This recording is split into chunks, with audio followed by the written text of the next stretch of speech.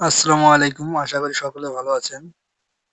আজকে মূলত দেখাবো কিভাবে মেসেঞ্জার থেকে যেকোনো আইডি রিমুভ করা যায়। যেমন মনে করেন যে আমি এই আইডিটা রিমুভ করব। সেক্ষেত্রে এই দেখেন এখানে লেখা আসতেছে যে আপনার ফেসবুক অ্যাকাউন্টটা আপনার যে অফিসিয়ালি ফেসবুক অ্যাপস আছে ওইখান থেকে লগ আউট করে দিতে হবে। তারপরে এখানে রিমুভ করা যাবে। তাহলে চলুন আগে আমরা করি। ফেসবুক অফিসিয়াল আইডিতে যাই। যাওয়ার পরে মনে করেন যে আমি এখন এই আইডিটাই মনে করেন যে রিমুভ করব। এই যে ধরেন আমি দেখাই। মনে করেন যে এই আইডিটা আমি রিমুভ করবো। এই আইডিটা আমি রিমুভ করবো। তো সেক্ষেত্রে আমাকে অবশ্যই লগ আউট করে দিতে হবে এখান থেকে। তাহলে আমি নট পাসওয়ার্ড দিয়ে লগ আউটে ক্লিক দিলাম। লগ আউটে ক্লিক করার পর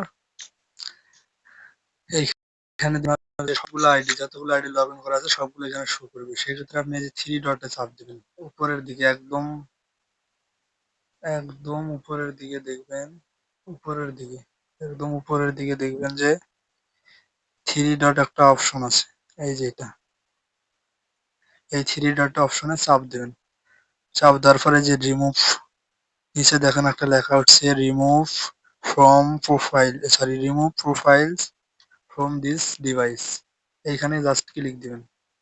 ক্লিক দেওয়ার পরে এই যে এখান থেকে আপনি কোনটা রিমুভ করতে চাইতেছেন সেই অ্যাকাউন্টটা বেছে নেবেন। মনে করেন যে আমি এইখান থেকে এই অ্যাকাউন্টটা রিমুভ করব। এই অ্যাকাউন্টটা।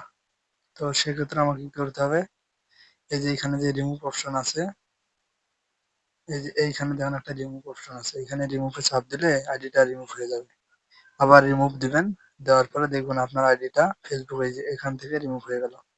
এখন আপনার কাজ হলো যে আপনি চলে যাবেন আপনার মেসেঞ্জারে। যে মেসেঞ্জার যে আইডিটা আপনি করবেন আরকি। মনে করেন যে আমি ওইখানে যেটা আরকি লগ আউট করলাম সেই আইডিটা হলো এখানে এই যে এটা, এই আইডিটা।